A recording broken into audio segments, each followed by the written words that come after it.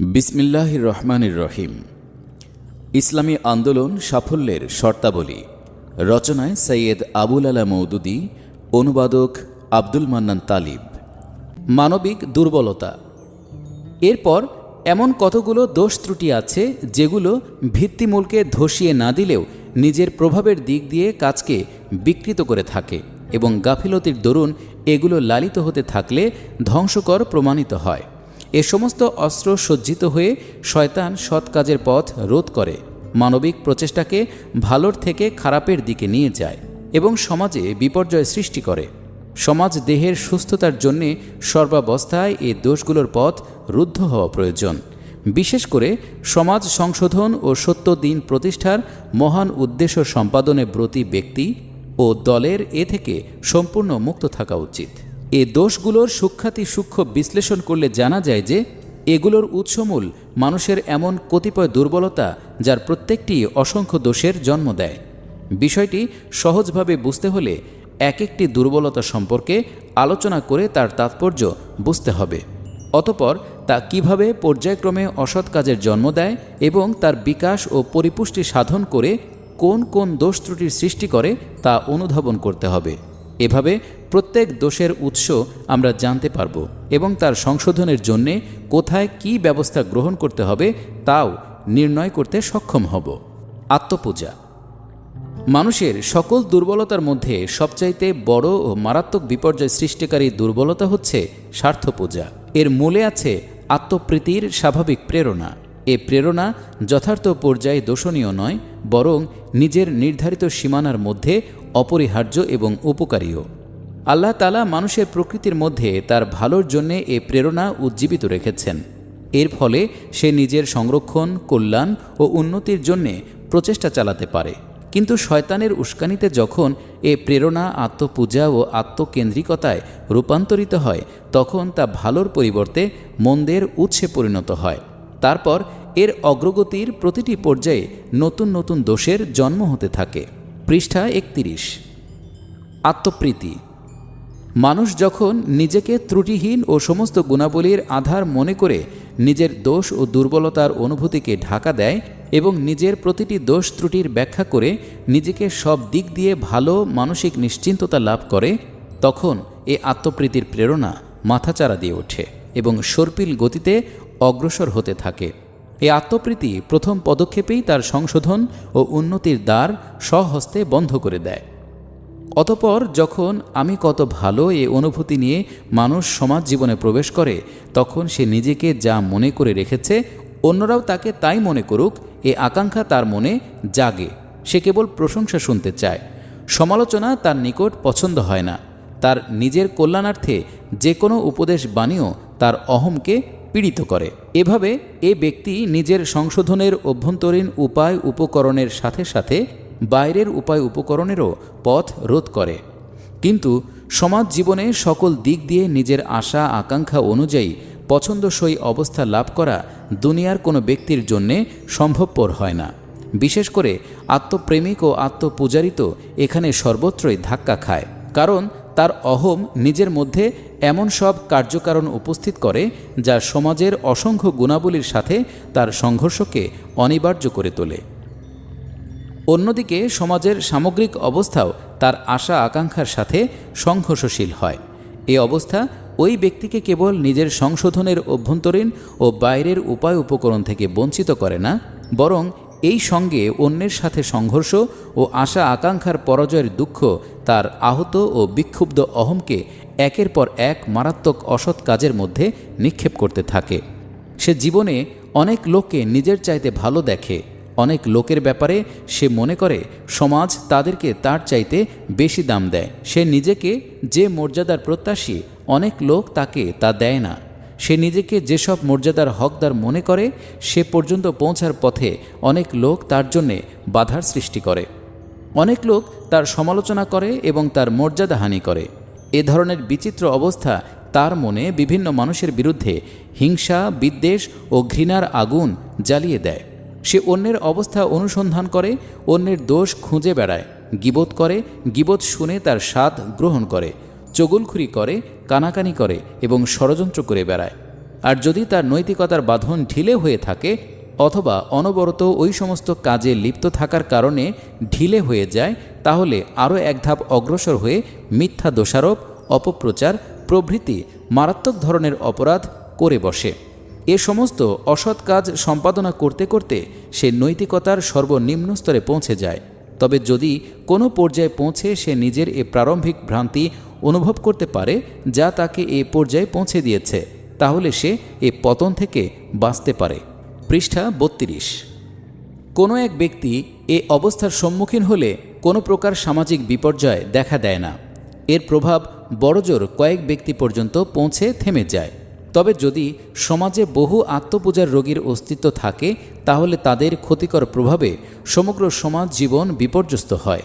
বলা বাহুল্য, যেখানে পরস্পরের মধ্যে কুধারণা, গোয়েন্দা মনোবৃত্তি, পরদোষ অনুসন্ধান, গীবত ও চগুলখুরির দীর্ঘ সিলসিলা চলতে থাকে, সেখানে অনেক লোক মনের মধ্যে পরস্পরের বিরুদ্ধে অসৎ বৃত্তি লালন করে এবং হিংসা ও পরস্পরকে হেয় প্রতিপন্ন করার চেষ্টা করে। যেখানে অনেক আহত অহং প্রতিরোধ স্পৃহায় ভরপুর থাকে, সেখানে কোনো বস্তু গ্রুপ সৃষ্টির পথ রোধ করতে পারে না। সেখানে কোনো প্রকার গঠনমূলক সহযোগিতা দূরের কথা, মধুর সম্পর্কের সম্ভাবনাই থাকে না। এহেন পরিবেশে দ্বন্দ্ব ও সংঘর্ষ অনিবার্য হয়ে ওঠে। এ দ্বন্দ্ব ও সংঘর্ষ আত্মপূজার রোগীদের মধ্যে সীমাবদ্ধ থাকে না, বরং ধীরে ধীরে ভালো ভালো সৎ লোকেরাও এ রোগে আক্রান্ত হয়ে পড়ে।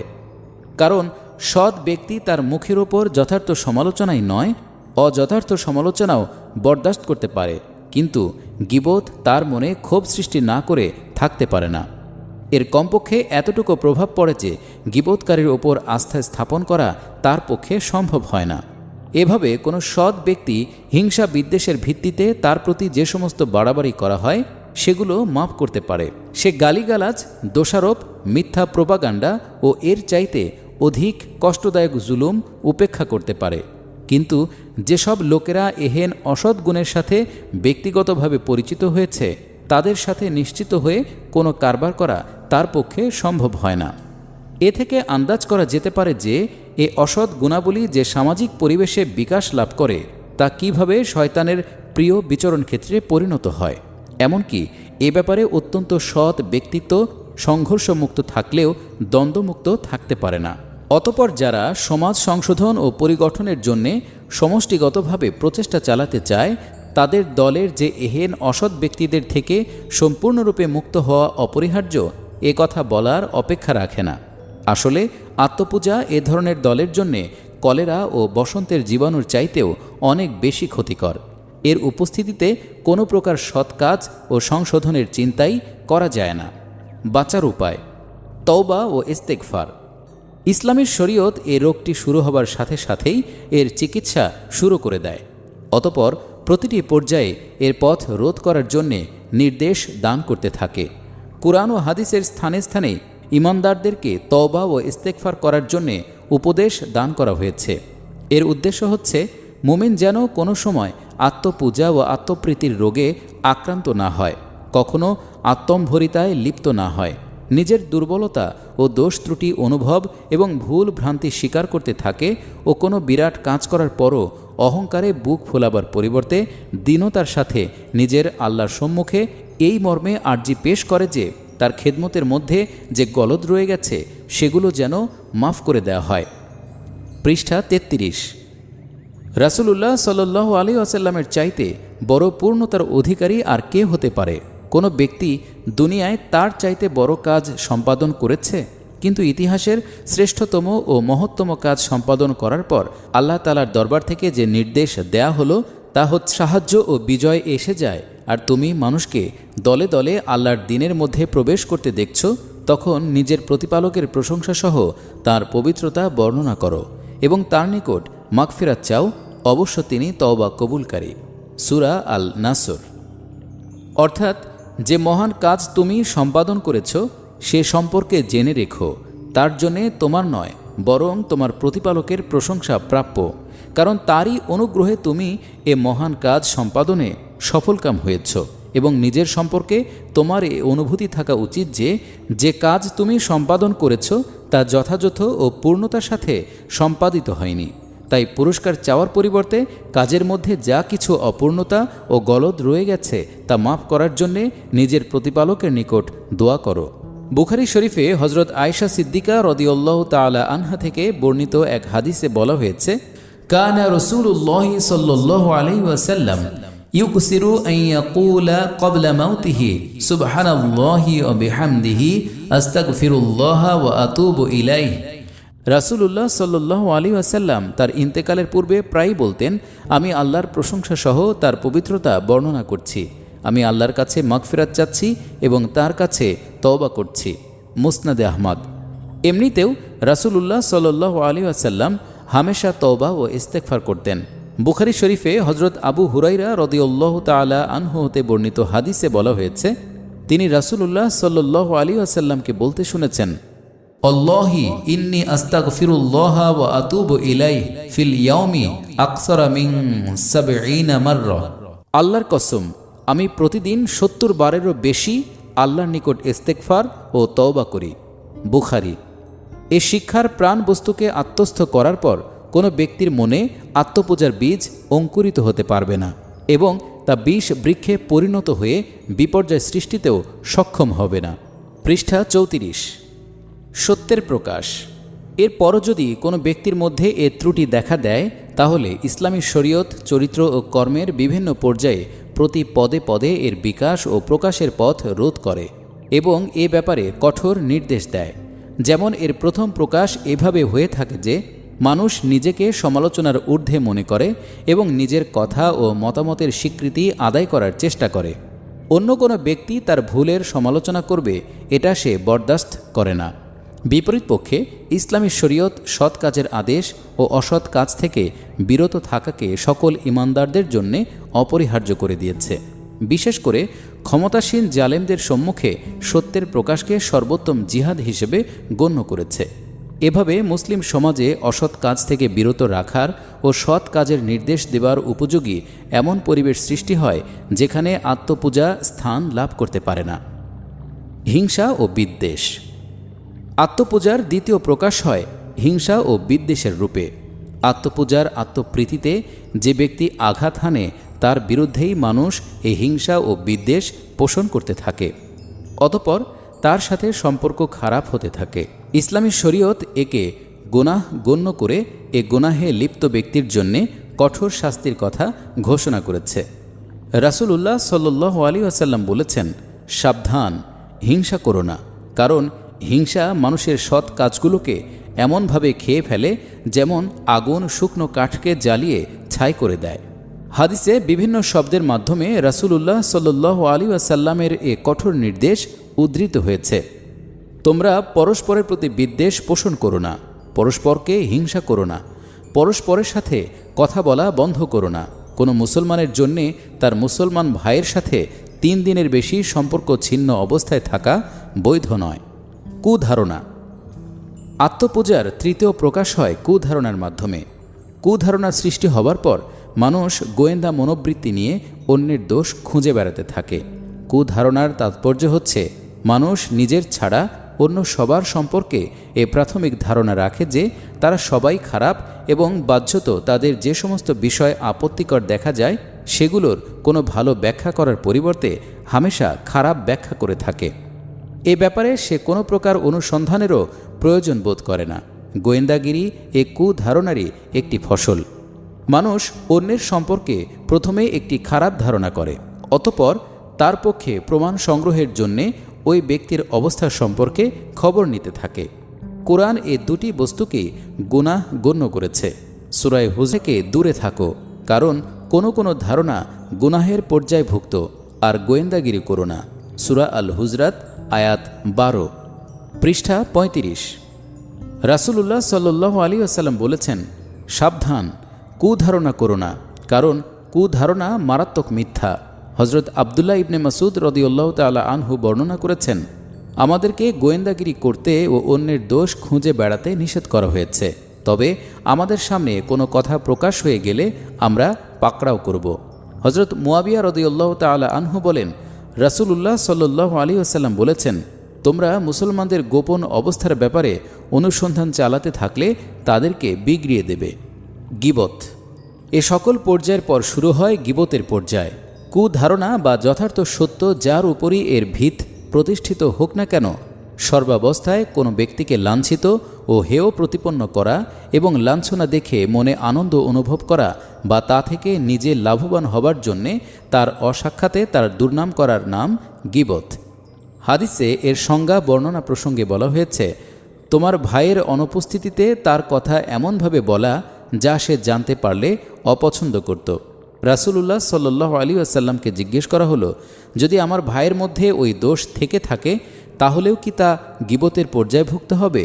জবাব দিলেন, যদি তার মধ্যে ওই দোষ থেকে থাকে এবং তুমি তা বর্ণনা করে থাকো তাহলে তুমি গীবত করলে, আর যদি তার মধ্যে ওই দোষ না থেকে থাকে তাহলে তুমি গীবত থেকে আরও এক ধাপ অগ্রসর হয়ে তার ওপর মিথ্যা দোষারোপ করলে। কোরআন একে হারাম গণ্য করেছে। আর তোমাদের কেউ কারোর গীবত করবে না। তোমাদের কেউ কি নিজের মৃত ভাইয়ের গোশত খাওয়া পছন্দ করবে? নিশ্চয়ই তোমরা তা ঘৃণা করবে। সূরা আল হুজরাত আয়াত 12। রাসূলুল্লাহ সাল্লাল্লাহু আলাইহি ওয়াসাল্লাম বলেন, প্রত্যেক মুসলমানের জান, মাল, ইজ্জত, আবরু অন্য মুসলমানের জন্যে হারাম। এ ব্যাপারে একমাত্র ব্যতিক্রম হচ্ছে যখন কারোর দুর্নাম করার নিয়ত শামিল না থাকে। যেমন কোনো মজলুম যদি নিজের বিরুদ্ধে অভিযোগ করে, কোরআনে এর অনুমতি দেয়। অসৎ কাজ সম্পর্কে কথা বলা পছন্দ করেন না, তবে যদি কারোর উপর জুলুম হয়ে থাকে। সূরা আন-নিসা আয়াত 148, পৃষ্ঠা 36। অথবা দৃষ্টান্তস্বরূপ মনে করুন, যখন কোনো ব্যক্তি অন্য কোনো ব্যক্তির সাথে মেয়ের বিয়ে দিতে চায় বা তার সাথে কোনো কারবার করতে চায় এবং এ ব্যাপারে এক পক্ষ কোনো পরিচিত জনের নিকট পরামর্শ চাইলে ওই ব্যক্তির মধ্যে সত্যিকার কোনো দোষ যদি তার জানা থাকে তাহলে কল্যাণ কামনায় উদ্বুদ্ধ হয়ে তা বর্ণনা করা কেবল বৈধই নয় বরং অপরিহার্য। রাসূলুল্লাহ সাল্লাল্লাহু আলাইহি ওয়াসাল্লাম নিজেও এসব ক্ষেত্রে দোষ ত্রুটি বর্ণনা করেছেন। হাদিসে উল্লেখিত হয়েছে, দুই ব্যক্তি ফাতেমা বিনতে কায়েসের নিকট বিয়ের পয়গাম পাঠালে তিনি সে সম্পর্কে রাসূলুল্লাহ সাল্লাল্লাহু আলাইহি ওয়াসাল্লামের সাথে পরামর্শ করেন। রাসূলুল্লাহ সাল্লাল্লাহু আলাইহি ওয়াসাল্লাম তাকে এই মর্মে হুঁশিয়ার করে দেন যে তাদের মধ্যে একজন হচ্ছে অভাবী এবং দ্বিতীয়জন স্ত্রীকে প্রহার করতে অভ্যস্ত। অনুরূপভাবে শরীয়তে অনির্ভরযোগ্য বর্ণনাকারীদের বর্ণনা থেকে সংরক্ষিত রাখার জন্যে তাদের দোষসমূহ বর্ণনা করাকে আলেমগণ সর্বসম্মতিক্রমে বৈধ বর্ণনা করেছেন এবং হাদিস শাস্ত্রের ইমামগণ কার্যত এ দায়িত্ব সম্পাদন করেছেন, কারণ দিনের জন্য এর প্রয়োজন ছিল। যারা মানুষের ওপর প্রকাশ্যে জুলুম করে, অনৈতিক ও ফাসেকি কাজকর্মের প্রসার ঘটায় এবং প্রকাশ্যে অসৎ কাজ করে বেড়ায়, তাদের গীবত করাও বৈধ। রাসূলুল্লাহ সাল্লাল্লাহু আলাইহি ওয়াসাল্লাম নিজের কাছ থেকেও এর প্রমাণ পাওয়া যায়। এইভাবে কতিপয় ব্যতিক্রম ছাড়া সর্বাবস্থায় গীবত করা হারাম এবং তা শোনাও গুনাহ। শ্রোতার অবশ্য কর্তব্য হচ্ছে গীবতকারীকে বাধা দেয়া, অন্যথায় যার গীবত করা হচ্ছে তাকে বাঁচানো, আর নয়তো সর্বশেষ পর্যায়ে যে মাহফিলে তা মৃত ভাইয়ের গোশত খাওয়া হচ্ছে সেখান থেকে উঠে যাওয়া। চগলখড়ি। গীবত যে আগুন জ্বালায়, চগলখড়ি তাকে বিস্তৃত করে চতুর্দিকে ছড়িয়ে দেয়। স্বার্থবাদিতার প্রেরণাই হয় এর মধ্যে আসল কার্যকর শক্তি। চগলখোর ব্যক্তি কারুর কল্যাণকামী হতে পারে না। নিন্দিত দুজনের কারুর কল্যাণ তার অভিস্পিত হয় না। সে দুজনেরই বন্ধু সাজে কিন্তু অমঙ্গল চায়। তাই সে মনোযোগ দিয়ে দুজনের কথা শোনে, কারুর প্রতিবাদ করে না। তারপর বন্ধুর নিকট এ খবর পৌঁছিয়ে দেয়। এভাবে যে আগুন এক জায়গায় লেগেছিল তাকে অন্য জায়গায় লাগাতেও সাহায্য করে। ইসলামী শরীয়ত এ কাজকে হারাম গণ্য করেছে, কারণ এর বিপর্যয়কারী ক্ষমতা গীবতের চাইতেও বেশি। কোরআনে চগলখড়িকে মানুষের জঘন্যতম দোষরূপে চিহ্নিত করা হয়েছে। রাসূলুল্লাহ সাল্লাল্লাহু আলাইহি ওয়াসাল্লাম বলেছেন, লা ইয়াদখুলুল জান্নাতা নাম্মামুন, কোনো চগলখোর জান্নাতে প্রবেশ করবে না। মুসলিম। তিনি আরও বলেছেন, তোমাদের মধ্যে সেই ব্যক্তি হচ্ছে সবচাইতে খারাপ যার দুটি মুখ। সে এক দলের নিকট একটি মুখ নিয়ে আসে আর অন্য দলের নিকট আসে অন্য মুখটি নিয়ে। এ ব্যাপারে যথার্থ ইসলামী পদ্ধতি হচ্ছে এই যে কোথাও কারোর গীবত শুনলে সঙ্গে সঙ্গে তার প্রতিবাদ করতে হবে, অথবা উভয় পক্ষের উপস্থিতিতে বিষয়টির অবতারণা করে এমনভাবে এর নিষ্পত্তি করতে হবে যাতে করে এক পক্ষ এমন কোনো ধারণা পোষণ করার সুযোগ না পায় যে তার অনুপস্থিতিতে অন্য পক্ষ তার নিন্দা করেছিল। আর যদি ওই ব্যক্তির মধ্যে বিদ্যমান কোনো দোষের জন্যে গীবত করা হয়ে থাকে, তাহলে একদিকে গীবতকারীকে তার গুনাহ সম্পর্কে সতর্ক করতে হবে এবং অন্যদিকে তার দোষ সংশোধনের পরামর্শ দিতে হবে। পৃষ্ঠা 37। কানাকানি ও ফিসফিসানি। এ ব্যাপারে সবচাইতে মারাত্মক হচ্ছে ফিসফিস করে কানে কানে কথা ও গোপনে সলা পরামর্শ করা, যার ফলে ব্যাপারটি ষড়যন্ত্র ও দলাদলি পর্যন্ত পৌঁছে এবং পরস্পর বিরোধী সংঘর্ষশীল গ্রুপ অস্তিত্ব লাভ করে। শরীয়ত এর বিরুদ্ধে কঠোর নিষেধাজ্ঞা প্রদান করেছে। কোরআনে একে শয়তানি কাজরূপে চিহ্নিত করা হয়েছে। অর্থাৎ কানাকানি করা হচ্ছে শয়তানের কাজ। সূরা আল মুজাদালা আয়াত 10।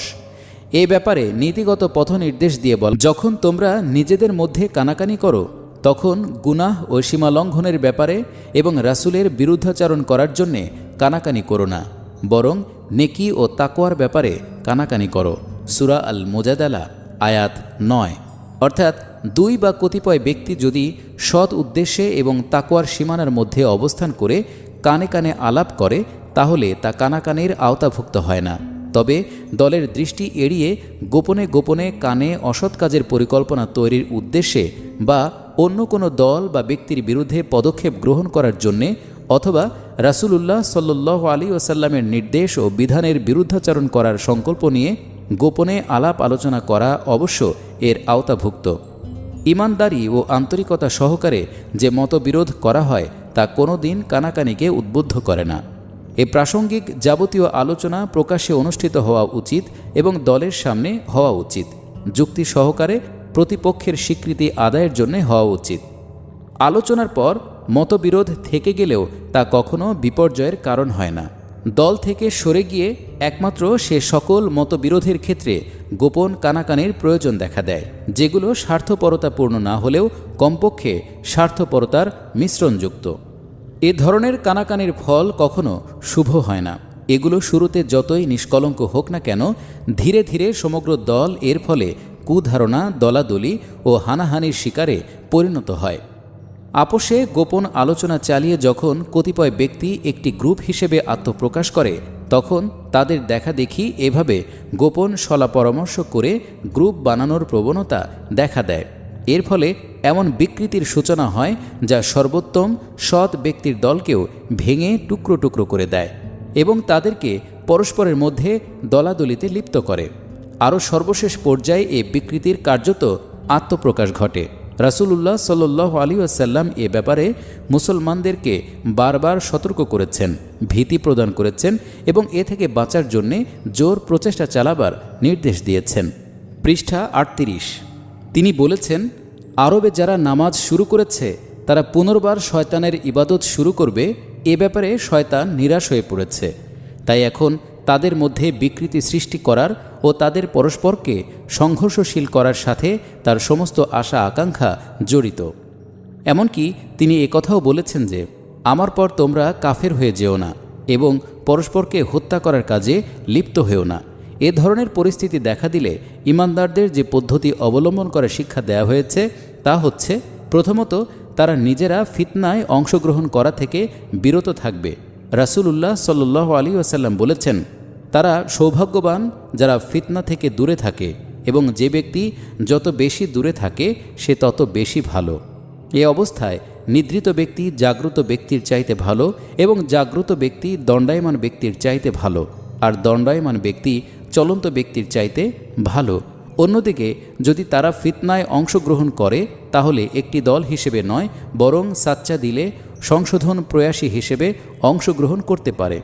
এ সম্পর্কে সূরা হুজরাতের প্রথম রুকুতে দ্ব্যর্থহীন নির্দেশ দেওয়া হয়েছে। স্বার্থবাদিতার এ তাৎপর্য এবং এর প্রকাশ ও বিকাশের এ সকল পর্যায় সম্পর্কিত শরীয়তের এ বিধানসমূহ হৃদয়ঙ্গম করা তাদের জন্য একান্ত জরুরি যারা সৎ বৃত্তি ও সততার বিকাশ সাধনের জন্য একত্রিত হয়। তাদের নিজেদেরকে আত্মপ্রীতি ও আত্মম্ভরিতার রোগ থেকে বাঁচাবার জন্যে পূর্ণ প্রচেষ্টা চালাতে হবে এবং এ রোগে আক্রান্ত হওয়ার পর যে সকল নৈতিক ও আধ্যাত্মিক ক্ষতি দেখা দেয় সেগুলো উপলব্ধি করতে হবে। তাদের দলকেও দলগতভাবে সজাগ থাকতে হবে যেন তার মধ্যে স্বার্থবাদিতার জীবাণু অনুপ্রবেশ করে বংশ বিস্তার করার সুযোগ না পায়। নিজেদের পরিসীমার মধ্যে তাদের এমন কোনো ব্যক্তিকে উৎসাহিত না করা উচিত যে নিজের সমালোচনা শুনে ক্ষিপ্ত হয় এবং নিজের ভুল স্বীকার না করে দাম্ভিকতা দেখায়, যার কথা থেকে হিংসা, বিদ্বেষ ও শত্রুতার গন্ধ আসে, অথবা যার কর্মপদ্ধতি প্রকাশ করে যে সে কারো সাথে ব্যক্তিগত বিদ্বেষ পোষণ করে, এমন ব্যক্তিকে দাবিয়ে দিতে হবে। যারা অন্যের ব্যাপারে কুধারণা পোষণ করে অথবা অন্যের অবস্থা সম্পর্কে গোয়েন্দাগিরি করে তার দোষ তালাশ করার চেষ্টা করে, তাদের ব্যাপারেও ব্যবস্থা অবলম্বন করতে হবে। তাদের নিজেদের সমাজের মধ্যে গীবত ও চগলখড়ির পথ রুদ্ধ করা উচিত এবং ফিতনা যেখানেই মাথাচাড়া দিয়ে ওঠে সেখানেই সঙ্গে সঙ্গে উপরে বর্ণিত মতে সরল সোজা ইসলামী নীতি ও পদ্ধতি অবলম্বন করা উচিত। তাদের বিশেষ করে কানাকানির বিপদ থেকে সতর্ক থাকা উচিত, কারণ এর ফলে দলের মধ্যে বিভেদের সূচনা হয়। কোনো ব্যক্তি কোনো বিরোধমূলক বিষয়ে গোপন কানাকানি করে কোনো আন্তরিকতা সম্পন্ন ব্যক্তিকে নিজের সমর্থক বানাবার চেষ্টা করবে, এতে তার কখনো সম্মত হওয়া উচিত নয়। কিছু লোক দলের মধ্যে এমন পদ্ধতি অবলম্বন করছে, এমন কোনো আভাস যখনই পাওয়া যাবে তখনই দলকে তাদের সংশোধন বা মূলোচ্ছেদে ব্রতী হতে হবে। এ সকল প্রচেষ্টা সত্ত্বেও যদি দলের মধ্যে কোনো প্রকার গ্রুপিংয়ের ফিতনা দেখা দিয়েই থাকে, তাহলে আন্তরিকতা সম্পন্ন লোকেরাও এক কোণে বসে গোপন কানাকানি শুরু করে দেবে এবং একটা গ্রুপ বানাবার জন্যে ষড়যন্ত্র চালাবে।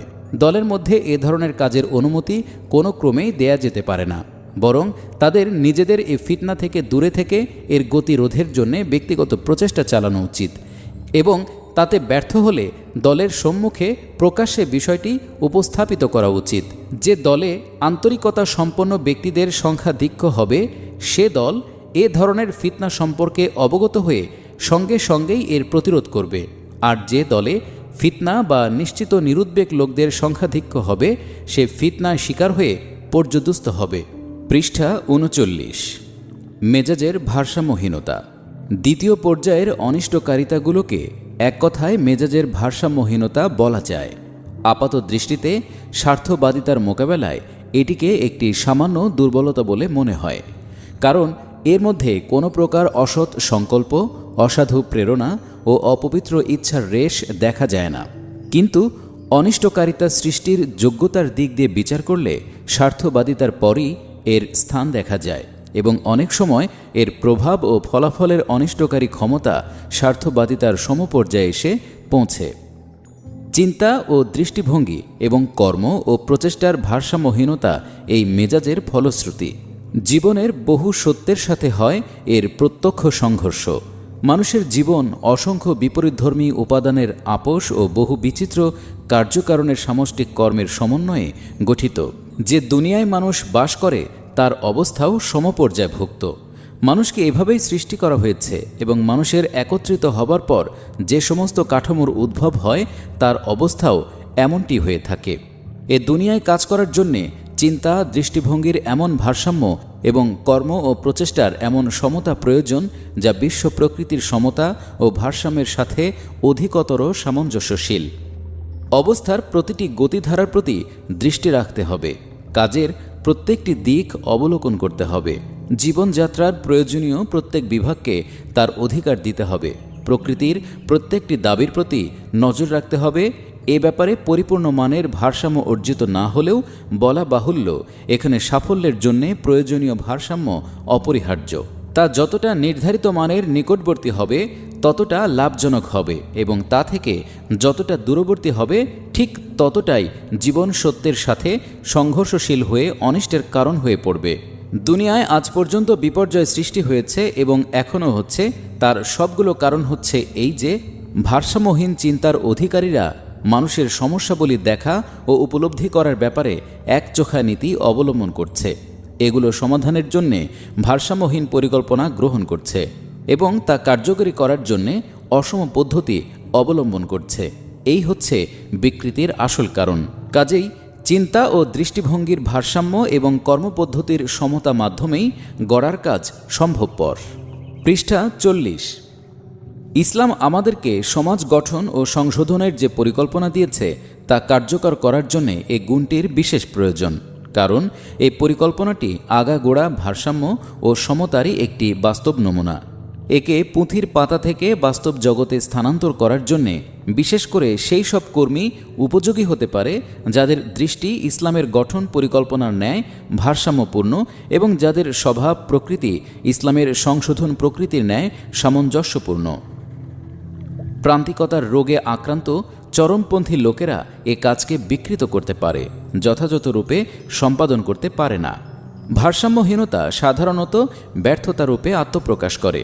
সংশোধন ও পরিবর্তনের যে কোনো পরিকল্পনা কার্যকরী করার জন্যে কেবলমাত্র নিজে তার সত্যতা সম্পর্কে নিশ্চিত হওয়া যথেষ্ট নয়, বরং এই সঙ্গে সমাজের সাধারণ মানুষকে এর যথার্থতা, উপকারিতা ও কার্যকরী হওয়া সম্পর্কে নিশ্চিত করতে হবে এবং নিজের আন্দোলনকে এমন পর্যায়ে আনতে হবে ও এমন পদ্ধতিতে চালাতে হবে যার ফলে মানুষের আশা আকাঙ্ক্ষা আগ্রহ তার সাথে সংযুক্ত হয়ে যেতে থাকবে। যে আন্দোলন চিন্তা, দৃষ্টিভঙ্গি ও কর্মপদ্ধতিতে ভারসাম্যের অধিকারী, একমাত্র সে আন্দোলনই এ সৌভাগ্যের অধিকারী হতে পারে। একটি চরমপন্থী পরিকল্পনাকে কার্যকরী করার জন্যে চরমপন্থা অবলম্বন করা হয়। তা সাধারণ মানুষকে আকৃষ্ট ও আশান্বিত করার পরিবর্তে সংশয়িত করে। তার এ দুর্বলতা তার প্রচার ক্ষমতা ও অনুপ্রবেশ ক্ষমতা নষ্ট করে দেয়। তার পরিচালনার জন্যে কিছু চরমপন্থী লোক একত্রিত হয়ে গেলেও সমগ্র সমাজকে তাদের নিজেদের মতো চরমপন্থী বানিয়ে নেয়া এবং সারা দুনিয়ার চোখে ধুলো দেয়া সহজ নয়। যে দল সমাজ গঠন ও সংশোধনের কোনো পরিকল্পনা নিয়ে অগ্রসর হয়, এই বস্তুটি তার জন্যে বিষবৎ। একগুঁয়েমি। মেজাজের ভারসাম্যহীনতার প্রধানতম প্রকাশ হচ্ছে মানুষের একগুঁয়েমি। এ রোগে আক্রান্ত হবার পর মানুষ সাধারণত প্রত্যেক বস্তুর একদিকে দেখে, অপর দিকে দেখে না। প্রত্যেক বিষয়ের একদিককে গুরুত্ব দেয়, অন্য দিকে গুরুত্ব দেয় না।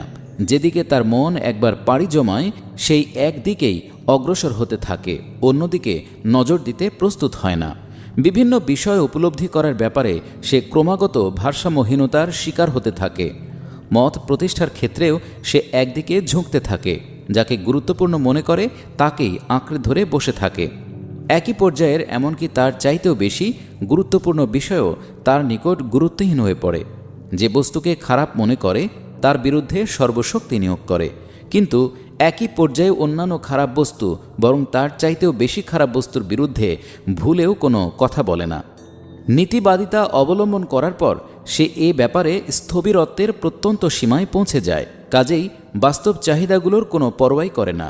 অন্যদিকে কার্যক্ষেত্রে ঝাঁপিয়ে পড়ার পর নীতিহীন হয়ে পড়ে এবং সাফল্যকে আসল উদ্দেশ্য বানিয়ে ন্যায় অন্যায় সব রকম উপায় অবলম্বন করতে উদ্যত হয়। পৃষ্ঠা 41। একদেশদর্শিতা। এ অবস্থা এখানে পৌঁছে থেমে না গেলে তার সামনে অগ্রসর হয়ে চরম একদেশদর্শিতার রূপ অবলম্বন করে। অতঃপর মানুষ নিজের মতের উপর প্রয়োজনের অধিক জোর দিতে থাকে, মতবিরোধের ব্যাপারে কঠোরতা অবলম্বন করে, অন্যের চিন্তা ও দৃষ্টিভঙ্গিকে ন্যায়ের দৃষ্টিতে দেখে না এবং বুঝতে চেষ্টা করে না, বরং প্রত্যেকটি বিরোধী মতের নিকৃষ্টতম অর্থ করে তা হেয় প্রতিপন্ন করতে ও দূরে নিক্ষেপ করতে চায়। এর ফলে দিনের পর দিন সে অন্যের জন্যে এবং অন্যেরা তার জন্যে অসহনীয় হয়ে যেতে থাকে। একদেশদর্শিতা এখানে থেমে গেলেও ভালো ছিল, কিন্তু তাকে একটি গুণ মনে করে লালন করতে থাকলে মানুষ ক্রুদ্ধভাব, বদরাগী ও কর্কশ হয়ে পড়ে এবং অন্যের নিয়ত সম্পর্কে সন্দেহ পোষণ ও তার উপর হামলা করতে উদ্যত হয়। যে কোনো সমাজ জীবনে এ বস্তুটি খাপ খেতে পারে না। সামষ্টিক ভারসাম্যহীনতা। এক ব্যক্তি এ নীতি অবলম্বন করলে বড়জোর সে দল থেকে বিচ্ছিন্ন হয়ে পড়বে এবং যে উদ্দেশ্যে সে দলের সাথে সংযুক্ত হয়েছিল তা সম্পাদন করা থেকে বঞ্চিত হবে। এর ফলে কোনো সামষ্টিক ক্ষতি হবে না, কিন্তু কোনো সমাজ সংস্থায় অনেকগুলো ভারসাম্যহীন মন ও মেজাজ একত্রিত হয়ে গেলে প্রত্যেক ধরনের ভারসাম্যহীনতা এক একটি গ্রুপের জন্ম দেয়। এক চরমপন্থার জবাবে আর এক চরমপন্থা জন্ম নেয়। মতবিরোধ কঠোর থেকে কঠোরতর হতে থাকে। সংস্থায় ভাঙন ধরে, বিভিন্ন গ্রুপে বিভক্ত হয়ে পড়ে। যে কাজ সম্পাদনের জন্যে সৎ উদ্দেশ্য প্রণোদিত হয়ে কিছু লোক একত্রিত হয়েছিল, এই দ্বন্দ্ব সংঘর্ষের আবর্তে পড়ে তা বিনষ্ট হয়ে যায়। সত্যি বলতে কি, যে কাজ ব্যক্তিগত প্রচেষ্টায় করা যায় না, বরং যার ধরনই হয় সামষ্টিক, তা সম্পাদন করার জন্যে অনেক লোককে একসাথে কাজ করার প্রয়োজন হয়। প্রত্যেকের নিজের কথা বোঝাতে ও অন্যের কথা বুঝতে হয়। মেজাজের পার্থক্য, যোগ্যতার পার্থক্য, ব্যক্তিগত বৈশিষ্ট্যের পার্থক্য সত্ত্বেও তাদের পরস্পরের মধ্যে সামঞ্জস্যের সৃষ্টি করতে হয়, যার অবর্তমানে কোনো প্রকার সহযোগিতা সম্ভবপর হয় না। এ সামঞ্জস্যের জন্যে দীনতা অপরিহার্য, আর এ দীনতা কেবলমাত্র ভারসাম্যপূর্ণ মেজাজের অধিকারী লোকদের মধ্যে থাকতে পারে, যাদের চিন্তা ও মেজাজ উভয়ের মধ্যে সমতা রয়েছে। ভারসাম্যহীন লোকেরা একত্রিত হয়ে গেলেও তাদের ঐক্য বেশিক্ষণ টিকে না। তাদের দল ভেঙে টুকরো টুকরো হয়ে যায় এবং এক এক ধরনের ভারসাম্যহীনতার রোগী আলাদা আলাদা গ্রুপে বিভক্ত হয়ে যায়। অতঃপর তাদের মধ্যে আবার ভাঙন দেখা দেয়, এমনকি শেষ পর্যন্ত মুক্তাদি ছাড়া কেবল ইমামদেরকেই দাঁড়িয়ে থাকতে দেখা যায়। যারা ইসলামের জন্যে কাজ করেন এবং ইসলামী আদর্শের ভিত্তিতে জীবন ব্যবস্থার সংশোধন ও পুনর্গঠনের প্রেরণা ও ইচ্ছা যাদেরকে একত্রিত করে, তাদের আত্মপর্যালোচনা করে এই ভারসাম্যহীনতা উদ্ভূত যাবতীয় সমস্যা থেকে নিজেদেরকে বাঁচাতে হবে এবং তাদের দলের সীমানার মধ্যে যাতে করে এ রোগ মাথাচাড়া দিয়ে না উঠতে পারে এজন্যে ব্যবস্থা গ্রহণ করতে হবে। পৃষ্ঠা 42। এ ব্যাপারে চরমপন্থা অবলম্বনের ঘোর বিরোধী কোরআন ও সুন্নাহর নির্দেশাবলী তাদের সামনে থাকা উচিত। কোরআন দ্বীনের ব্যাপারে অধিক বাড়াবাড়ি করাকে আহলে কিতাবদের মৌলিক ভ্রান্তি গণ্য করেছে। ইয়া আহলাল কিতাবি লা তাগলু ফি দীনিকুম, এবং রাসূলুল্লাহ সাল্লাল্লাহু আলাইহি ওয়াসাল্লাম নিজের অনুসারীদেরকে এ থেকে রেহাই দেওয়ার জন্য নিম্নোক্ত ভাষায় তাগিদ করেছেন। ইয়াকুম আল গুলুওয়া ফাইন্নামা হালাকা মান কানা ক্বাবলাকুম বিল গুলুই ফিদ্দীন। সাবধান, তোমরা একদেশদর্শিতা ও চরমপন্থা অবলম্বন করো না, কারণ তোমাদের পূর্ববর্তীরা দ্বীনের ব্যাপারে চরমপন্থা অবলম্বন করেই ধ্বংস হয়েছে। মুসনাদে আহমদ। হজরত আবদুল্লাহ ইবনে মাসউদ রাদিয়াল্লাহু তাআলা আনহু বলেন, রাসূলুল্লাহ সাল্লাল্লাহু আলাইহি ওয়াসাল্লাম এক বক্তৃতায় 3 বার বলেন, হালাকাল মুতানাত্তিউন, অর্থাৎ কঠোরতা অবলম্বনকারীরা ও বাড়াবাড়ির পথ আশ্রয়কারীরা ধ্বংস হয়ে গেল। রাসূলুল্লাহ সাল্লাল্লাহু আলাইহি ওয়াসাল্লাম তার দাওয়াতের বৈশিষ্ট্য বর্ণনা প্রসঙ্গে বলেন, বুইস্তু বিল হানিফিয়াতে সামাহা, অর্থাৎ তিনি পূর্ববর্তী উম্মদের প্রান্তিকতার মধ্যে এমন ভারসাম্যপূর্ণ ব্যবস্থায় এনেছেন যার মধ্যে ব্যাপকতা ও জীবনধারার প্রত্যেকটি দিকের প্রতি নজর দেওয়া হয়েছে। এ দাওয়াত দানকারীদের যে পদ্ধতিতে কাজ করতে হবে এর প্রথম আহ্বায়ক তা নিম্নোক্তভাবে শিখিয়েছেন। ইয়াসসিরু ওয়ালা তুআসসিরু ওয়াবাশশিরু ওয়ালা তুনাফফিরু, সহজ করো, কঠিন করো না, সুসংবাদ দাও, ঘৃণা সৃষ্টি করো না। বুখারী। ইন্নামা বুইস্তুম মুয়াসসিরিনা ওয়ালাম তুবআসু মুআসসিরিন, তোমাকে সহজ করার জন্য পাঠানো হয়েছে, কঠিন করার জন্য নয়। তিরমিজি।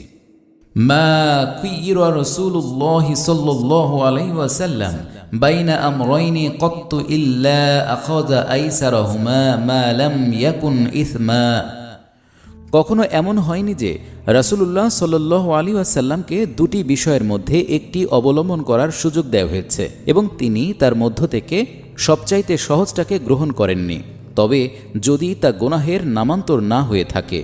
বুখারী ও মুসলিম। ইন্নাল্লাহা রফিকুন ইউহিব্বুর রিফকা ফিল আমরি কুল্লিহি, আল্লাহ কোমল ব্যবহার করেন, তাই তিনি সকল ব্যাপারে কোমল ব্যবহার পছন্দ করেন। বুখারী ও মুসলিম। পৃষ্ঠা 43।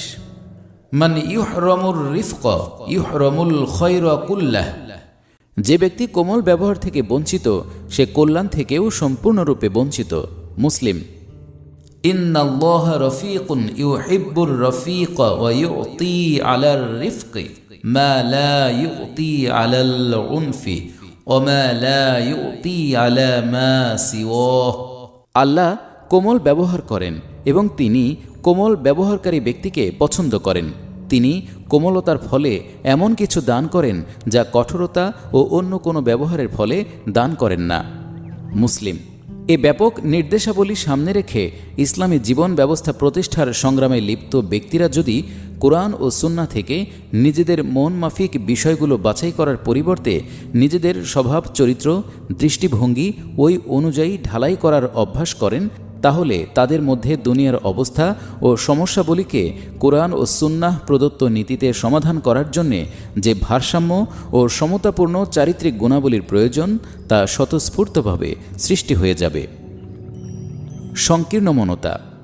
ভারসাম্যহীন মেজাজের সাথে সামঞ্জস্যশীল আরেকটি দুর্বলতাও মানুষের মধ্যে দেখা যায়। একে সংকীর্ণ মনতা বলা যায়। কোরআনে একে সুহে নাফস বলা হয়েছে। এ সম্পর্কে কোরআন বলে, যে ব্যক্তি এর হাত থেকে রেহাই পেয়েছে সেই সাফল্য লাভ করেছে। ওয়ামান ইউকা শুহা নাফসিহি ফাউলাইকা হুমুল মুফলিহুন। এবং কোরআন একে তাকওয়া ও ইহসানের পরিবর্তে একটি ভ্রান্ত ঝোঁক প্রবণতা রূপে গণ্য করেছে।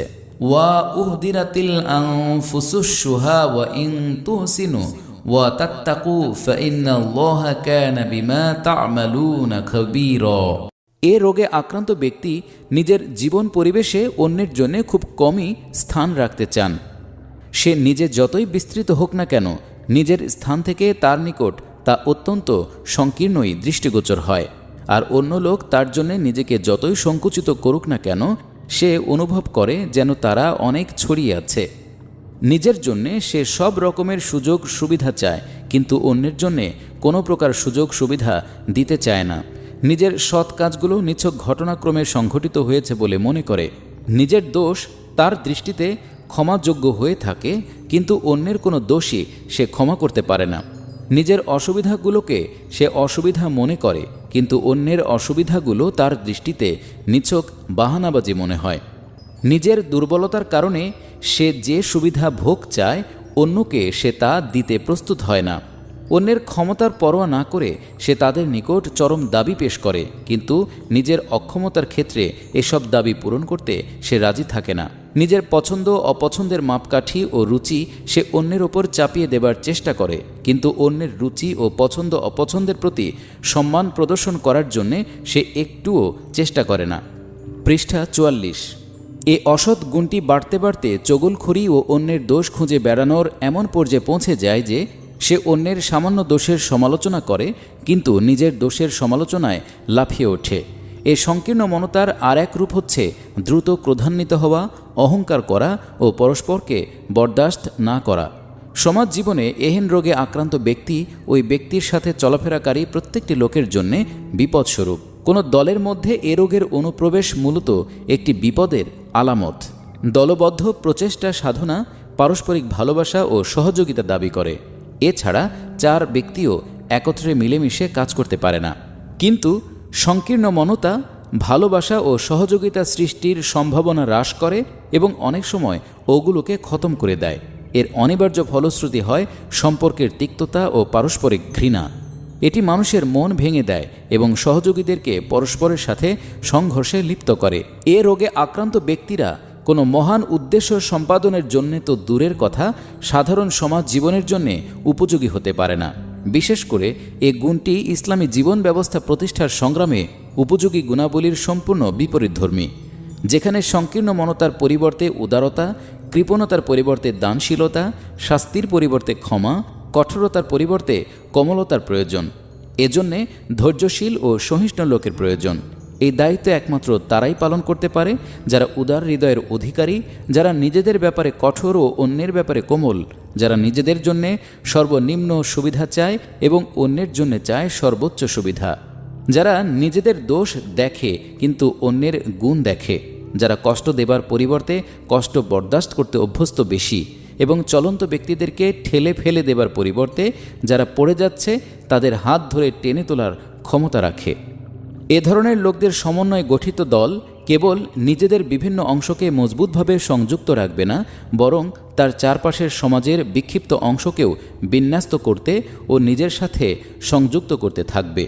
বিপরীত পক্ষে সংকীর্ণ মনা লোকদের দল নিজেরা তো বিক্ষিপ্ত হবেই, উপরন্তু বাইরের যে সমস্ত লোকও তাদের সংস্পর্শে আসবে তাদের মনে ঘৃণার সঞ্চার করে নিজের থেকে দূরে সরিয়ে দেবে। দুর্বল সংকল্প। এ রোগটি মানুষের মধ্যে খুব বেশি দেখা যায়। এর তাৎপর্য হচ্ছে এই যে কোনো আন্দোলনের ডাকে মানুষ অন্তর থেকে সাড়া দেয়। প্রথম বেশ কিছুটা জোশও দেখায়, কিন্তু সময় অতিবাহিত হবার সাথে সাথে তার জোশে ভাটা পড়ে। এমনকি যে উদ্দেশ্য সম্পাদনের জন্য সে অগ্রসর হয়েছিল তার সাথে তার কোনো সত্যিকার কোনো সংযোগ থাকে না, এবং গভীর আগ্রহ সহকারে যে দলে সামিল হয়েছিল তার সাথেও কোনো বাস্তব সম্পর্ক রাখে না। যে সমস্ত যুক্তির ভিত্তিতে সে এ আন্দোলনকে সত্য বলে মেনে নিয়েছিল সেগুলোর উপর সে তখনও নিশ্চিত থাকে। সে মুখে তখনও তাকে সত্য ঘোষণা করতে থাকে এবং তার মন সাক্ষ্য দিতে থাকে যে কাজটি করতে হবে এবং অবশ্যই করা উচিত। পৃষ্ঠা ৪৫। কিন্তু তার আবেগ ঠান্ডা হয়ে যেতে থাকে ও কর্মশক্তি নিস্তেজ হয়ে পড়ে। তার মধ্যে বিন্দু পরিমাণ অসৎ উদ্দেশ্য স্থান পায় না। উদ্দেশ্য থেকে সে সরেও যায় না, আদর্শও পরিবর্তন করে না। এজন্যে সে দল ত্যাগ করার কথা চিন্তাও করে না। কিন্তু প্রাথমিক আবেগ ও জোশ প্রবণতা ঠান্ডা হয়ে যাবার পর এই সংকল্পের দুর্বলতাই বিভিন্ন রূপে আত্মপ্রকাশ করতে থাকে। সংকল্পের দুর্বলতার কারণে মানুষ প্রথম দিকে কাজে ফাঁকি দিতে থাকে, দায়িত্ব গ্রহণ করতে ইতস্তত করে, উদ্দেশ্য সম্পাদনের জন্য সময়, শ্রম ও অর্থ ব্যয় করতে পিছপা হয়। যে কাজকে সে নিজের জীবনের উদ্দেশ্য ও লক্ষ্য গণ্য করে এগিয়ে এসেছিল, দুনিয়ার প্রত্যেকটি কাজকে তার ওপর অগ্রাধিকার দিতে থাকে।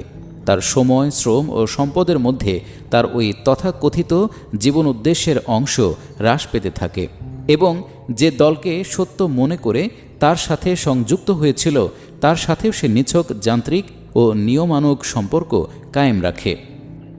ওই দলের ভালো মন্দের সাথে তার কোনো সম্পর্ক থাকে না এবং তার বিভিন্ন বিষয়ে কোনো প্রকার আগ্রহ প্রকাশ করে না। যৌবনের পরে বার্ধক্য আসার ন্যায় এ অবস্থা ক্রমান্বয়ে সৃষ্টি হয়।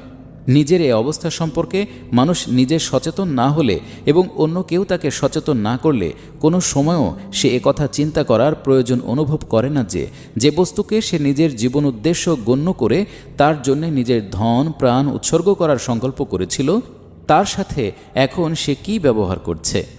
এভাবে নিছক গাফিলতি ও অজ্ঞানতার কারণে মানুষের আগ্রহ ও সম্পর্ক নিষ্প্রাণ হয়ে পড়ে। এমনকি এভাবে অবশেষে একদিন নিজের অজান্তে তার স্বাভাবিক মৃত্যু ঘটে।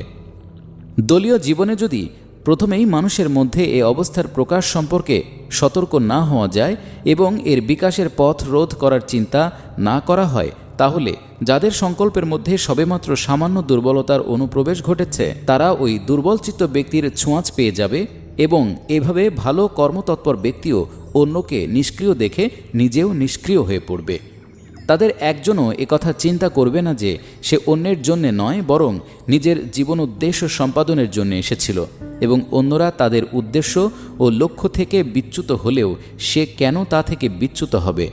তাদেরকে এমন একদল লোকের সাথে তুলনা করা যেতে পারে যারা অন্য সাথীদের দেখাদেখি জান্নাতের পথ পরিহার করে, অর্থাৎ জান্নাত যেন তার নিজের মঞ্জিলে মকসুদ ছিল না, অথবা অন্য সাথীদের জান্নাতে যাবার শর্তেই যেন সে জান্নাতে যেতে চাচ্ছিল। আর সম্ভবত অন্য সাথীদের জাহান্নামের দিকে যেতে দেখে সে তাদের সাথে জাহান্নামে যাবারও সংকল্প করবে, কারণ তার নিজের কোনো উদ্দেশ্য নেই, অন্যের উদ্দেশ্য তার উদ্দেশ্য। এ ধরনের মানসিক অবস্থার মধ্যে যারা বিচরণ করে তারা হামেশা নিষ্ক্রিয় লোকদেরকে দৃষ্টান্ত স্বরূপ গ্রহণ করে। সক্রিয় লোকদের মধ্যে তারা অনুসরণযোগ্য কোনো দৃষ্টান্ত খুঁজে পায় না। পৃষ্ঠা ৪৬। তবুও সোজাসুজি কোনো ব্যক্তির সংকল্পের দুর্বলতার কারণে নিষ্ক্রিয় হয়ে যাওয়া অনেক ভালো, কিন্তু মানুষ যখন একবার দুর্বলতার শিকারে পরিণত হয় তখন আরও বহু দুর্বলতাও মাথা চাড়া দিয়ে উঠতে থাকে এবং খুব কম লোকই একটি দুর্বলতার সাহায্যে অন্যান্য দুর্বলতাগুলো মাথা চাড়া দিয়ে ওঠার পথ রোধ করার ক্ষমতা রাখে। সাধারণত মানুষ নিজেকে দুর্বল হিসেবে প্রকাশ করতে লজ্জা অনুভব করে। মানুষ তাকে দুর্বল মনে করবে এটা সে বরদাস্ত করতে প্রস্তুত হয় না। সংকল্পের দুর্বলতা তাকে নিষ্ক্রিয় করে দিয়েছে, এ কথা সে সরাসরি স্বীকার করে না। একে ঢাকা দেবার জন্যে সে বিভিন্ন পন্থা অবলম্বন করে এবং তার প্রত্যেকটি পন্থাই একটি অন্যটির চাইতে নিকৃষ্টতম হয়। যেমন সে কাজ না করার জন্যে নানান টালবাহানা করে এবং প্রতিদিন কোনো না কোনো ভুয়া ওজর দেখিয়ে সাথীদেরকে ধোঁকা দেওয়ার চেষ্টা করে। সে বোঝাতে চায় যে উদ্দেশ্যের সাথে সম্পর্ক ও সে ব্যাপারে আগ্রহের স্বল্পতা নিষ্ক্রিয়তার আসল কারণ নয়, বরং তার পথে যথার্থই বহু বাধা বিপত্তি রয়েছে। এভাবে যেন নিষ্ক্রিয়তাকে সাহায্য করার জন্যে মিথ্যাকে আহ্বান জানানো হলো। যে ব্যক্তি প্রথম দিকে কেবল উন্নতির উচ্চ মার্গে পৌঁছানো পরিহার করেছিল এখান থেকেই তার নৈতিক পতন শুরু হলো। এ বাহানা যখন পুরাতন হয়ে গিয়ে নিরর্থক প্রমাণিত হয় এবং এবার আসল দুর্বলতার রহস্য ভেদ হয়ে যাবার আশঙ্কা দেখা দেয়, তখন মানুষ একথা প্রকাশ করার চেষ্টা করে যে সে আসলে নিজের দুর্বলতার কারণে নিষ্ক্রিয় হয়ে পড়েনি, বরং দলের কিছু দোষ ত্রুটি তাকে মানসিক পক্ষাঘাতে আক্রান্ত হতে সাহায্য করেছে। অর্থাৎ সে নিজে অনেক কিছু করতে চাচ্ছিল, কিন্তু সাথীদের বিকৃতি ও ভ্রান্তি তার মন ভেঙে দিয়েছে। এভাবে পতনোন্মুখ ব্যক্তি যখন একটু দাঁড়াতে পারে না, তখন নিচে নেমে আসে এবং নিজের দুর্বলতা ঢাকবার জন্যে যে কাজ আঞ্জাম দিতে সে সক্ষম হয়নি তাকে নষ্ট করার প্রচেষ্টায় লিপ্ত হয়। প্রথম অবস্থায় এ মানসিক পক্ষাঘাতটি চাপা ও অস্পষ্ট থাকে। এ ব্যক্তির এ মানসিক রোগের কোনো পাত্তাই পাওয়া যায় না। শুধুমাত্র দোষের বিরুদ্ধে অস্পষ্ট চাপা অভিযোগ উত্থিত হয়, কিন্তু এর কোনো বিস্তারিত বিবরণ জানা যায় না। সাথীরা যদি বুদ্ধিমত্তার পরিচয় দিয়ে আসল রোগটি অনুধাবন করে তার চিকিৎসার ব্যবস্থা করে, তাহলে এই পতনোন্মুখ ব্যক্তিটির পতন সম্ভবত রোধ হতে পারে এবং তাকে ওপরেও ওঠানো যেতে পারে। কিন্তু অধিকাংশ নাদান বন্ধু অত্যধিক জোশ ও বিস্ময়ের কারণে ব্যাপারটি অনুসন্ধানে লিপ্ত হয় এবং তাকে বিস্তারিত বলতে বাধ্য করে। অতপর সে নিজের মানসিক রুষ্টতাকে যথার্থ প্রমাণ করার জন্যে চারিদিকে দৃষ্টিপাত করে। বিভিন্ন ব্যক্তিগত দুর্বলতাগুলো বাছাই করে করে একত্রিত করে, জামাতের ব্যবস্থা ও তার কাজের মধ্যে খুঁত আবিষ্কার করে এবং এসবের একটি তালিকা তৈরি করে একত্রিত করে সামনে রেখে দেয়। সে বলতে চায় এসব গলদ দেখেই তার মন বিরূপ হয়ে উঠেছে। অর্থাৎ তার যুক্তি হয় এই যে তার মতো মর্দে কামেল যে সকল প্রকার দুর্বলতা মুক্ত ছিল, সে কেমন করে এসব দুর্বল সাথী ও গলদে পরিপূর্ণ দলের সাথে চলতে পারে। পৃষ্ঠা 47। এ যুক্তি গ্রহণ করার সময় শয়তান তাকে একথা ভুলিয়ে দেয় যে এ কথা যদি সত্যি হতো তাহলে তার নিষ্ক্রিয় হবার পরিবর্তে আরও বেশি কর্মতৎপর হবার প্রয়োজন ছিল।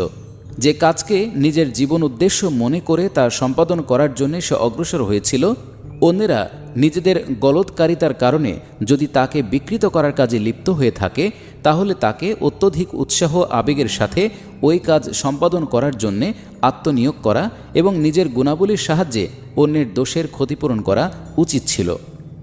আপনার ঘরে আগুন লাগলে ঘরের অন্যান্য লোকেরা যদি তা নিভাবার ব্যাপারে গাফিলতি করে, তাহলে আপনি মন খারাপ করে বসে পড়বেন, না জ্বলন্ত ঘরকে রক্ষা করার জন্যে গাফেলদের চাইতে বেশি তৎপর হবেন? এ বিষয়ের সবচাইতে দুঃখজনক দিক হচ্ছে এই যে মানুষ নিজের ভুল ঢাকবার ও নিজেকে সত্যানুসারী প্রমাণ করার জন্যে নিজের আমলনামার সমস্ত হিসাব অন্যের আমলনামায় বসিয়ে দেয়।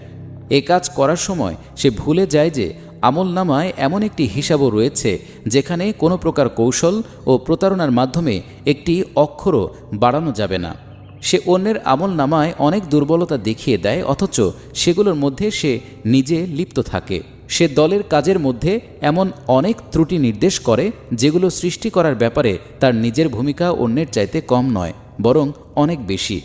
সে নিজে যেসব কাজ করেছে সেগুলোরই বিরুদ্ধে সে একটি দীর্ঘ অভিযোগের তালিকা তৈরি করে এবং যখন সে বলে এসব দেখে শুনে তার মন ভেঙে গেছে, তখন তার পরিষ্কার অর্থ এই দাঁড়ায় যে এসব অভিযোগ থেকে সে সম্পূর্ণরূপে মুক্ত। মানুষের কোনো দল দুর্বলতা শূন্য হয় না, মানুষের কোনো কাজ ত্রুটিমুক্ত হয় না। মানুষের সমাজের সংশোধন ও পুনর্গঠনের জন্যে ফেরেশতার সমাবেশ হবে এবং পরিপূর্ণ মান অনুযায়ী সমস্ত কাজ অনুষ্ঠিত হবে। দুনিয়ায় কখনো এমনটি দেখা যায়নি এবং দেখা যেতেও পারে না। দুর্বলতার অনুসন্ধান করলে কোথায় তার অস্তিত্ব নেই বলে দাবি করা যেতে পারে? ত্রুটি খুঁজে বেড়ালে তা পাওয়া যাবে না এমন কোনো জায়গা কি আছে? মানুষের কাজ দুর্বলতা ও ত্রুটি সহকারেই অনুষ্ঠিত হয় এবং পরিপূর্ণ মানে পৌঁছার যাবতীয় কোশের সত্ত্বেও কমপক্ষে এ দুনিয়ার এমন কোনো অবস্থায় পৌঁছার তার কোনো সম্ভাবনাই নেই যেখানে মানুষ ও তার কাজ সম্পূর্ণ ত্রুটিমুক্ত ও নিষ্কলঙ্ক হয়ে যায়। এই অবস্থায় দুর্বলতা ও দোষ ত্রুটিগুলো দূর করা বা পূর্ণতার মানে পৌঁছাবার জন্যে আরও প্রচেষ্টা ও সংগ্রাম চালাবার উদ্দেশ্যে যদি এগুলোকে চিহ্নিত করা হয়, তাহলে এর চাইতে ভালো কাজ আর নেই। এ পথেই মানুষের কাজের মধ্যে যাবতীয় সংশোধন ও উন্নতি সম্ভবপর। এ ব্যাপারে গাফিলতি দেখানো ধ্বংসের নামান্তর। কিন্তু যদি কাজ না করার ও মন খারাপ করে বসে যাবার জন্যে বাহানা বানাবার উদ্দেশ্যে ব্যক্তিগত দুর্বলতা ও সামষ্টিক দোষ ত্রুটি তালাশ করা হয়, তাহলে তাকে একটি নির্ভেজাল শয়তানি ওয়াসওয়াসা ও নফসের কূটকৌশল বলে অভিহিত করা যায়। পৃষ্ঠা 48। টাল বাহানাকারী ব্যক্তি যে কোনো সম্ভাবনাময় অবস্থায় এ বাহানার আশ্রয় গ্রহণ করতে পারে যে ফেরেশতাদের কোনো দল এসে মানুষের স্থলাভিষিক্ত না হওয়া পর্যন্ত এ বাহানাবাজির অবসান হবে না। যে ব্যক্তি নিজের দুর্বলতা ও দোষ ত্রুটি মুক্ত হবার প্রমাণ পেশ না করে এ বাহানার আশ্রয় গ্রহণ করে তার পক্ষে এটা মোটেই শোভা পায় না। এসব কার্যকলাপের দ্বারা কখনো কোনো দুর্বলতা বা ত্রুটি দূর হয় না, বরং এগুলো দুর্বলতা ও ত্রুটি বাড়াবাড়ি পথ প্রশস্ত করে। ফলে দেখা যায় এ পথ অবলম্বন করে মানুষ তার চারপাশের অন্যান্য দুর্বলমনা লোকদের নিকট একটি খারাপ দৃষ্টান্ত পেশ করে। সে সবাইকে নিজের দুর্বলতা স্বীকার করে সমাজে উপহাসের পাত্র না হবার এবং নিজের মনকেও ধোঁকা দিয়ে নিশ্চিন্ত করার পথ দেখিয়ে দেয়। প্রত্যেকটি নিষ্ক্রিয় ব্যক্তি তার পথ অনুসরণ করে মানসিক পীড়ার ভান করতে শুরু করে এবং দুঃখ কষ্টকে যথার্থ প্রমাণ করার জন্যে সাথীদের দুর্বলতা ও দলের দোষ ত্রুটি অনুসন্ধান করে তার একটি ফিরিস্তি তৈরি করে। অতঃপর এখান থেকে অসৎ কাজের সিলসিলা শুরু হয়। একদিকে দলের মধ্যে দোষ ত্রুটি অনুসন্ধান এবং দোষারোপ ও পাল্টা দোষারোপের ব্যাধি সংক্রমিত হয়, এটি তার নৈতিক চরিত্র বিনষ্ট করে। অন্যদিকে ভালো ভালো সক্রিয় ও আন্তরিকতা সম্পন্ন কর্মী যাদের মধ্যে কোনোদিন সংকল্পের দুর্বলতা ঠাঁই পায়নি, তারাও এই দুর্বলতা ও দোষ ত্রুটির চর্চার ফলে তার দ্বারা প্রভাবিত হয়ে মানসিক পক্ষাঘাতে আক্রান্ত হয়ে যেতে থাকে। তারপর এ রোগের চিকিৎসার জন্যে কোনো পদক্ষেপ গ্রহণ করা হলে বিরূপমনা ব্যক্তিদের একটি ব্লক গড়ে উঠতে থাকে। মানসিক রুষ্টতা একটি পদ্ধতি ও আন্দোলনের রূপ লাভ করে। রুষ্ট করা ও রুষ্টতার সপক্ষে প্রমাণ সংগ্রহ করা দস্তুর মতো একটি কাজে পরিণত হয়। যারা আসল উদ্দেশ্য সম্পাদনের ব্যাপারে নিষ্ক্রিয় হয়ে পড়ে তারা এ কাজে বেশ সক্রিয়তা দেখাতে থাকে। এভাবে তাদের মৃত আগ্রহ জীবন্ত হয়ে ওঠে, কিন্তু এমনভাবে এ জীবন লাভ হয় যে মৃত্যুর চাইতে তার জীবন লাভ হয় অনেক বেশি শোকাবহ। সমাজ সংশোধন ও পুনর্গঠনের জন্য সংগ্রাম চালাবার উদ্দেশ্যে গঠিত প্রত্যেকটি দলের এ বিপদটি সম্পর্কে সাবধান থাকা দরকার। এ দলের কর্মী ও পরিচালকবৃন্দের সংকল্পের দুর্বলতা, উদ্ভূত ক্ষতি, তার একক ও মিশ্রিত রূপের মধ্যকার পার্থক্য, তাদের প্রত্যেকের প্রভাব ও ফলাফল সম্পর্কে ভালোভাবে অবগত হওয়া এবং তার প্রারম্ভিক চিহ্ন প্রকাশিত হবার সাথে সাথেই তার সংশোধনের প্রয়োজন। সংকল্পের দুর্বলতার মৌলিক রূপ হচ্ছে এই যে দলের কোনো ব্যক্তি তার কাজকে সত্য এবং তার সম্পাদনের দায়িত্ব বহনকারী দলকে যথার্থ মেনে নিয়ে কার্যত নিষ্ক্রিয়তা ও অনীহা দেখাতে থাকে। এ অবস্থা সৃষ্টির সাথে সাথেই প্রতিকারমূলক কয়েকটি কাজ করা উচিত। ১. এ রোগে আক্রান্ত ব্যক্তির অবস্থা অনুসন্ধান করে জানতে হবে তার নিষ্ক্রিয়তার আসল কারণ কী এবং সংকল্পের আসল দুর্বলতাই তাকে নিষ্ক্রিয় করে রেখেছে অথবা কোন সত্যিকার অসুবিধা তাকে নিষ্ক্রিয় হবার পথে রসদ যোগাচ্ছে। যদি সত্যিকার অসুবিধার সন্ধান পাওয়া যায় তাহলে দলকে সে সম্পর্কে অবগত করা উচিত। এ অবস্থায় তা দূর করার জন্য সাথীকে সাহায্য করতে হবে।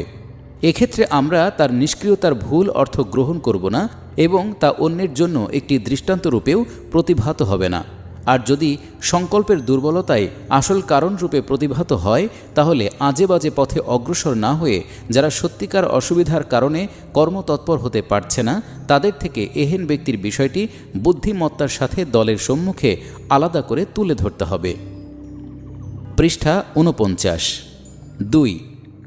সংকল্পের দুর্বলতার কারণে যে ব্যক্তি নিষ্ক্রিয় হয়ে পড়ে তার অবস্থা যখনই দলের সম্মুখে উপস্থিত হয় তখনই আলোচনা ও উপদেশের মাধ্যমে তার দুর্বলতা দূর করার চেষ্টা করা উচিত। বিশেষ করে দলের ভালো ভালো লোকদের তার প্রতি নজর দেওয়া উচিত। তার মৃতপ্রায় প্রেরণাকে উদ্দীপ্ত ও কার্যত তাকে নিজেদের সাথে রেখে সক্রিয় করার চেষ্টা করতে হবে। ৩. এহেন ব্যক্তির সমালোচনা করতে থাকা উচিত। দলের মধ্যে তার এ নিষ্ক্রিয়তা ও গাফিলতি যেন একটি মামুলি বিষয়ে পরিণত না হয়। অন্যেরা যেন পরস্পরের কাঁধে ভর করে বসে যেতেই না থাকে। দলের লোকেরা নিজেদের সময়, শ্রম ও সম্পদের কত অংশ আল্লাহর পথে ব্যয় করতে পারে এবং প্রকৃতপক্ষে কতটা ব্যয় করছে এবং নিজেদের যোগ্যতার তুলনায় তাদের কর্মতৎপরতার হার কি, এ সম্পর্কে দলের মধ্যে মাঝে মাঝে সমালোচনা পর্যালোচনা হওয়া প্রয়োজন। তাহলেই সমালোচনার তুলাদণ্ডে যে ব্যক্তি হালকা প্রতীয়মান হয় তার পক্ষে লজ্জিত হওয়াই স্বাভাবিক। আর এই লজ্জা অন্যদেরকে নিষ্ক্রিয়তা থেকে বাঁচাবে। কিন্তু এর সমালোচনা যেন এমনভাবে না হয় যার ফলে একক দুর্বল সংকল্পের অধিকারী ব্যক্তি মিশ্রিত সংকল্পের দুর্বলতায় আক্রান্ত হয়ে পড়ে। কোনো ব্যক্তির মধ্যে যে দুর্বলতা জন্ম নেয় তাকে দূর করতে না পারলেও কমপক্ষে বাড়াতে না দেয়াই হচ্ছে বুদ্ধিভিত্তিক পথ। অজ্ঞতার সাথে প্রয়োজনাতিরিক্ত জোশ দেখাবার ফলে অসৎ কাজে লিপ্ত ব্যক্তিকে আরও বৃহত্তম অসত্যের দিকে এগিয়ে দেবার পথ প্রশস্ত হয়। সংকল্পের দুর্বলতার মিশ্রিত রূপ হচ্ছে এই যে মানুষ নিজের দুর্বলতার উপর মিথ্যা ও প্রতারণার প্রলেপ লাগাবার চেষ্টা করে এবং অগ্রসর হতে হতে একথা প্রমাণ করার চেষ্টা করে যে তার মধ্যে কোনো ত্রুটি নেই, যেটি আছে দলের মধ্যে। এটি নিছক একটি দুর্বলতাই নয়, বরং অসৎ চরিত্রের একটি প্রকাশও বটে। সততা ও নৈতিকতার ভিত্তিতে যে দল দুনিয়ায় সংশোধন করতে চায় তার মধ্যে এ জাতীয় কোনো প্রবণতার বিকাশ ও লালনের সুযোগ না দেওয়া উচিত। এর প্রথম পর্যায়ে মানুষ কাজ না করার জন্য মিথ্যা ওজর ও ভিত্তিহীন বাহানা পেশ করে। এ বিষয়টিকে উপেক্ষা করা ওই ব্যক্তির সাথে বিশ্বাসঘাতকতা করার নামান্তর, যার মধ্যে এ নৈতিক দোষ প্রকাশিত হতে দেখা যায় এবং ওই জামাতের সাথেও বিশ্বাসঘাতকতা রূপে প্রতীয়মান হয়, যার সাথে সংযুক্ত হয়ে বহু লোক একটি মহান উদ্দেশ্য সম্পাদনের জন্যে জান মাল কুরবানি করতে ওয়াদাবদ্ধ হয়। এহেন দলে অংশগ্রহণকারী প্রত্যেক ব্যক্তির মধ্যে কমপক্ষে এতটুকু নৈতিক সাহস ও সক্রিয় বিবেক থাকতে হবে যার ফলে নিজের প্রেরণার দুর্বলতার কারণে কাজ না করলেও যেন সে নিজের দুর্বলতার দ্ব্যর্থহীন স্বীকৃতি দেয়। পৃষ্ঠা 50। একবার এ দুর্বলতা ঢাকবার জন্যে মিথ্যার আশ্রয় গ্রহণ করার চাইতে ভুলের স্বীকৃতি দিয়ে কোনো ব্যক্তির সারা জীবন এ দুর্বলতার মধ্যে নিমজ্জিত থাকা অনেক বেশি ভালো। এ ভুল প্রকাশিত হবার সাথে সাথেই তার সমালোচনা হওয়া উচিত এবং কখনো একে উৎসাহিত করা উচিত নয়। নিরিবিলিতে সমালোচনা করার পর যদি সে এ পথ পরিহার না করে তাহলে প্রকাশ্যে দলের মধ্যে তার সমালোচনা করতে হবে এবং যেসব ওজরকে সে যুক্তি হিসেবে পেশ করেছে সেগুলোর চেহারা উন্মুক্ত করে দিতে হবে। এ ব্যাপারে কোনো প্রকার দুর্বলতা ও গাফিলতি দেখানোর অর্থ হচ্ছে যে সমস্ত ত্রুটির বিষয় ইতপূর্বে বিস্তারিতভাবে আলোচিত হয়েছে দলের মধ্যে সেগুলোর অনুপ্রবেশের দ্বার উন্মুক্ত করা। এর দ্বিতীয় পর্যায়ে গাফিল ও নিষ্ক্রিয় ব্যক্তি নিজের অবস্থার জন্য দলের লোকদের দুর্বলতা এবং দলের কাজ ও ব্যবস্থাপনার ত্রুটিসমূহকে দায়ী করে সেগুলোকেই নিজের বিরূপতার কারণ গণ্য করে। আসলে এটি হচ্ছে বিপদের সিগন্যাল। এ থেকে ওই ব্যক্তি যে ফিতনা সৃষ্টির দিকে অগ্রসর হচ্ছে তার সন্ধান পাওয়া যায়। এ অবস্থায় তাকে ওই বিরূপতার বিস্তারিত কারণ জিজ্ঞেস করা ভুল। তাকে এ প্রশ্ন করার ফল দাঁড়াবে যে ফিতনার পথের মাথায় সে পৌঁছে গেছে তার উপর তাকে পরিচালিত করতে সাহায্য করা হবে। এখানে তাকে দোষারোপ করার ব্যাপক অনুমতি দেবার পরিবর্তে তার বন্ধুদের উচিত তাকে আল্লাহর ভয় দেখানো এবং তাকে এই মর্মে লজ্জা দেয়া যে তার নিজের ত্রুটিপূর্ণ কর্ম ও চরিত্র নিয়ে সে কেমন করে অন্যের সমালোচনা করার সাহস করে। পরিশ্রমকারী, সক্রিয় ও তৎপর ব্যক্তিরা এবং যারা অর্থ ও সময়ের বিপুল কোরবানি করেছে তারা যদি তার কর্মহীনতাকে নিজেদের বিরূপতার কারণ রূপে গণ্য করে তাহলে তা যুক্তিসঙ্গত হবে। কিন্তু যেখানে বিরূপকারীর দোষগুলো সৃষ্টির ব্যাপারে তার নিজের অংশ অন্যের চাইতে বেশি এবং কাজ নষ্ট করার ব্যাপারে তার নিজের কাজ অন্যের জন্য দৃষ্টান্তে পরিণত হচ্ছে, সেখানে সে কেমন করে বিরূপ হয়? সন্দেহ নেই নিজের সমস্ত দোষ ত্রুটি ও দুর্বলতা সম্পর্কে অবশ্য দলকে অবহিত থাকতে হবে এবং দলকে কখনো এগুলো জানার ব্যাপারে গড়িমসি করা এবং এগুলো সংশোধনের প্রচেষ্টা থেকে বিরত থাকা উচিত নয়। কিন্তু দলের যেসব কর্মী দলের কাজের ব্যাপারে সবচাইতে বেশি তৎপর এবং যারা জান প্রাণ দিয়ে কাজ করে এগুলো বিবৃত করা তাদের কাজ। উপরন্তু তারা ইমানদারির সাথে সমালোচনাও করতে পারে। যেসব লোক কাজে ফাঁকি দেয়, ঢিলেমি দেখায় ও ত্রুটিপূর্ণ কাজ করে তারা অগ্রসর হয়ে দলের ত্রুটি ও দুর্বলতা বর্ণনা করবে। কোনো নৈতিক আন্দোলনে এহেন নির্লজ্জতাকে উৎসাহিত করা উচিত নয়। এহেন আন্দোলনে তারা কেবল নিজেদের লজ্জা ও ত্রুটি স্বীকার করে যাবে। সমালোচনা ও সংস্কার করার যোগ্যতা তাদের নেই। এ যোগ্যতায় তারা নিজেরাই যদি অধিষ্ঠিত হয় তাহলে এটি মারাত্মক নৈতিক দোষের আলামত রূপে গণ্য হবে। আর যদি দলের মধ্যে যোগ্যতা স্বীকৃত হয় তাহলে এর অর্থ এই দাঁড়াবে যে দল নৈতিক দিক থেকে দেউলিয়া হয়ে গেছে। পৃষ্ঠা 51। এ প্রসঙ্গে একটা নীতিগত কথা মনে রাখা প্রয়োজন। তা হচ্ছে এই যে একটি গতিশীল দলের সুস্থ অঙ্গসমূহের অনুভূতি ও ও অসুস্থ অঙ্গসমূহের অনুভূতির মধ্যে সুস্পষ্ট পার্থক্য বিরাজমান। তার সুস্থ অঙ্গসমূহ হামেশা নিজেদের কাজের মধ্যে মগ্ন থাকে। এ কাজকে সাফল্যমণ্ডিত করার জন্যে নিজেদের ধন, মন, প্রাণ সব কিছু নিয়োজিত করে। তাদের কার্য বিবরণী থেকে প্রমাণিত হয় যে তারা কার্য সম্পাদনের জন্য সর্বশক্তি নিয়োগ করেছে এবং এ ব্যাপারে কোনো প্রকার দুর্বলতা ও গাফিলতি দেখায়নি। আর অসুস্থ অঙ্গসমূহ কখনো নিজেদের সামর্থ্য অনুযায়ী কাজ করে না অথবা কিছুকাল তৎপর থাকার পর নিষ্ক্রিয়তার শিকার হয়। তাদের কার্য বিবরণী তাদের গাফিলতির সুস্পষ্ট প্রমাণ পেশ করে। এ দু ধরনের অনুভূতির পার্থক্য সুস্থ চোখ ও অসুস্থ চোখের দৃষ্টিশক্তির মধ্যকার পার্থক্যের সমান। দল কেবলমাত্র নিজের সুস্থ অঙ্গসমূহের অনুভূতির মাধ্যমেই নিজের দুর্বলতা ও ত্রুটিসমূহ সম্পর্কে যথার্থ জ্ঞান লাভ করতে পারে। যে অঙ্গ নিষ্ক্রিয় হয়ে পড়েছে এবং কাজ থেকে দূরে থাকার জন্যে নিজের বিরূপ মনোভাবের কথা প্রকাশ করছে, সে কখনো তার নির্ভরযোগ্য মাধ্যম হতে পারে না। তার অনুভূতি শতকরা 100 ভাগ না হলেও 80-90 ভাগ বিভ্রান্তিকর হবে। যে দল আত্মহত্যা করতে চায় না, সে কোনো ক্রমেই এ ধরনের অনুভূতির ওপর নিজের ফলাফলের ভিত্তি স্থাপন করতে পারে না। ত্রুটি ও দুর্বলতা যা কিছু উপস্থিত করা হবে তা শুনে অমনি সঙ্গে সঙ্গেই কান্নাজড়িত কণ্ঠে তওবা ও ইস্তেগফার করা উচিত।